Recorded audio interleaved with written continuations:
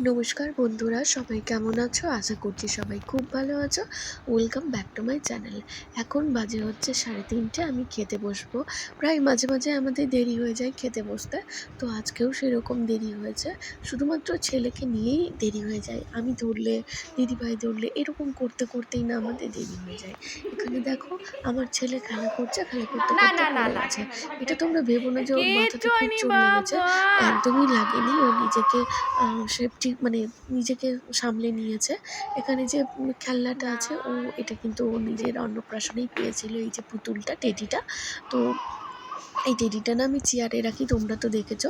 এই টেডি নিয়েই ও খেলা করছে। করতে করতে তারপরে আমি খেতে বসলাম। কারণ আমার ছেলে ভীষণ দুষ্টু, সাথে সাথে না থাকলে ও ওরকমই করে। তো সেই জন্যই একটু মাত্র দাঁড়িয়ে থাকতে হয়েছিল। তো মানে কোনো সময়ই যে আমার ছেলেকে একটুখানি 2 মিনিট বা 3 মিনিট ওকে একা ছাড়বো, সম্ভব হয় না। মানে আমরা সাহস পাই না, কী থেকে ও কী করে বসবে, মানে কোনো ইয়ে নেই ওর। মানে ওকে আমরা কোনো সময় সাহসই করতে পারি না যে ওকে ছেড়ে আমরা একটা কিছু কাজ করি।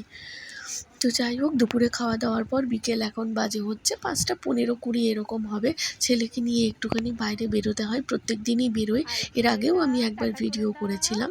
তো ছেলেকে নিয়ে রীতিমতো আমি বাইরে বেরিয়ে পড়েছি। কারণ ওকে 10 মিনিট বা 15 মিনিট একটু ওকে ঘুরিয়ে নিতে হবে, না হলে কান্নাকাটি করবে। সে পুরো সন্ধে কান্নাকাটি করবে যে ওকে নিয়ে কেন বেরোনো হয়নি, এরকম একটা ব্যাপার। তো যাই হোক, ছেলে আর আমি একটুখানি ঘুরে নিই। আজকে বানাবো হচ্ছে বাসন্তী পোলাও।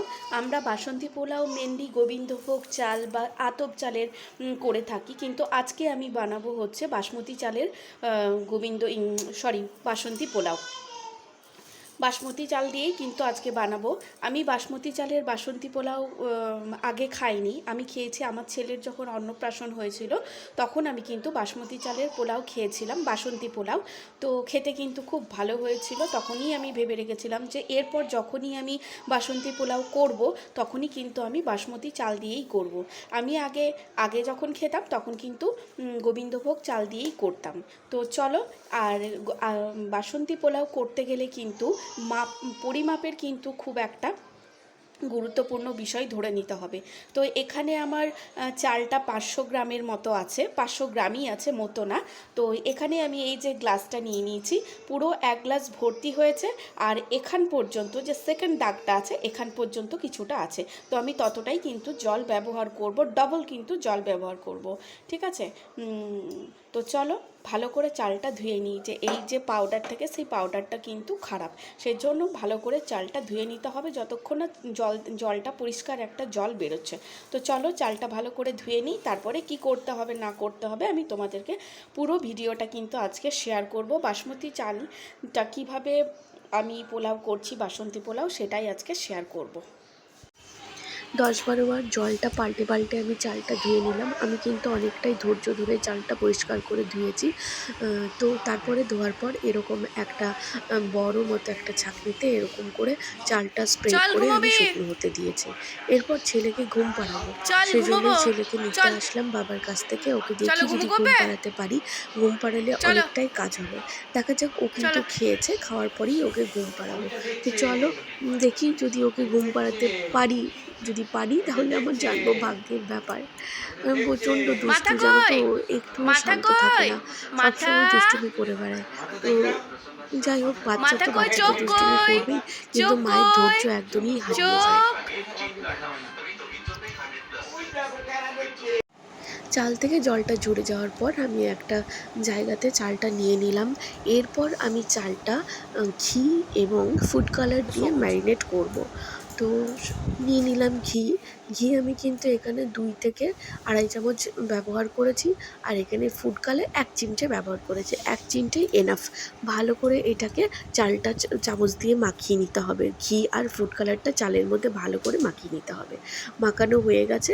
এরপর আমি কিন্তু এটা জমতে দেবো।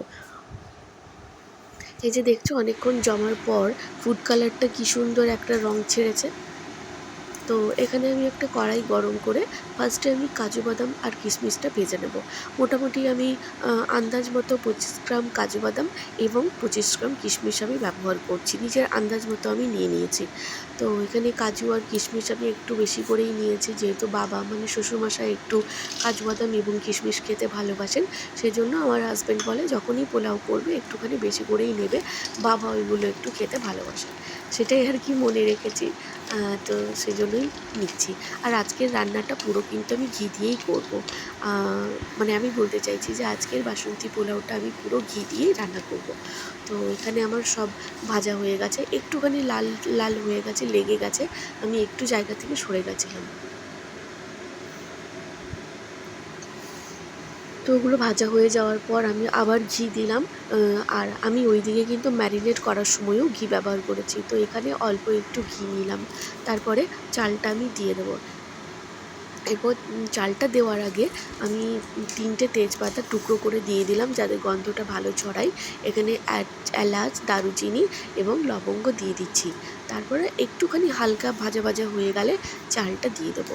চালটা কিন্তু খুব ভালো করে ফ্রাই করতে হবে। যখন ফ্রাই হয়ে যাবে, বোঝাই যাবে, তখন চালগুলো কিন্তু একটা একটা থাকবে। ঠিক আছে?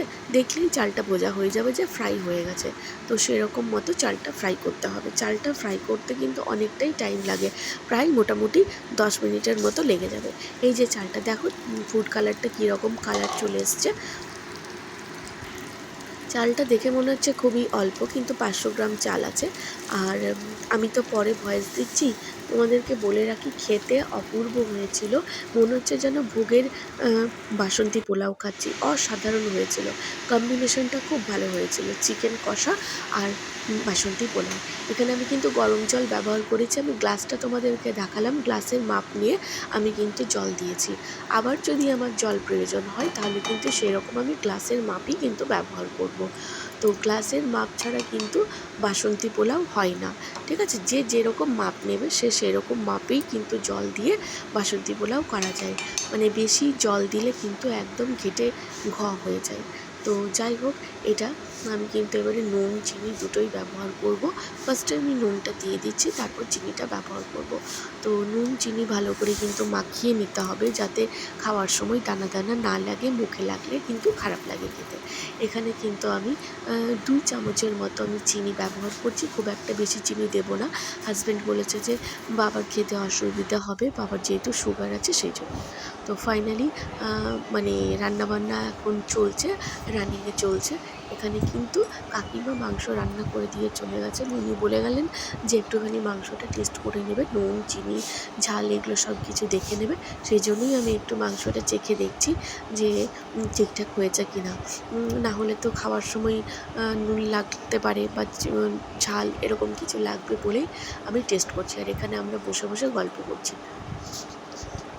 কাকিমার একটুখানি বাড়ি যেতে দেরি হয়েছিল, কারণ কাকিমা জানতো না যে কাকিমাকে চিকেন করতে হবে। আর কাকিমাকে ফোন করা হয়েছিল, কিন্তু সুইচ অফ থাকার জন্য আমরা বলতে পারিনি। তো যাই হোক, কাকিমা কোনো রকমে রান্নাটা করে দিয়ে গ্যাসের মধ্যে রেখে দিয়ে তারপরে কাকিমা বাড়ি চলে গেছিলো। কারণ বাড়িতে গিয়েও আর তারপর ওনাকে রান্না বান্নার একটা ব্যাপার থাকে, সেই জন্যই বললাম তুমি গ্যাসের মধ্যে রেখে দাও, আমি দেখে শুনে নামিয়ে নেব। এখানে আমরা নিজেদের মধ্যেই গল্প করছিলাম আর কি। তো খেতে খেতেই আমি গল্প করছিলাম, আর খেতে খেতে গল্প করছিলাম, মিউট করে দিয়েছি, সেই জন্য তোমরা বুঝতে পারছো না। ছেলেকে নিয়েই যাই হোক গল্প করছিলাম। তো দেখো ফাইনালি আমি নিয়ে নিয়েছি এখানে বাসন্তী পোলাও আর চিকেন কষা। হাজব্যান্ড তার আগে খেয়েছে, বলছে অসাধারণ খেতে হয়েছে, খেয়ে দেখো, খেয়ে দেখলেই বুঝতে পারবে। ভাবতে পারিনি যে এত সুন্দর বাসন্তী পোলাও করতে পারবো। এর আগেও করেছি, কিন্তু এরকম এতটা ভালো করতে পারিনি। মোটামুটি করতে পারতাম। তো জানি না, ঠাকুরের আশীর্বাদে বাসন্তী পোলাওটা সত্যি আমিও খাবার সময় দেখলাম যে খুব সুন্দর খেতে হয়েছে। তো ওই জন্য আমি বাসন্তী পোলাওয়ের পুরো রেসিপিটা তোমাদের সাথে শেয়ার করেছি, যাতে তোমরাও এরকম বাসন্তী পোলাও বাড়িতে রান্না করে বাড়ির মানুষজনকে খাইয়ে খুশি করতে পারো। তো যাই হোক, আজকের মতো এখানেই ভিডিওটা শেষ করলাম। তোমাদের ভিডিও কেমন লাগলো না লাগলো অবশ্যই জানিও। আর আজকে ছেলেকে খুব একটা দেখাতে পারলাম না বলে সরি, দুঃখিত। আবার আমি অন্য ভিডিওতে আমার ছেলেকে দেখাবো। তো যাই হোক, আজকের মতো টাটা, সবাই ভালো থাকবে, সুস্থ থাকবে।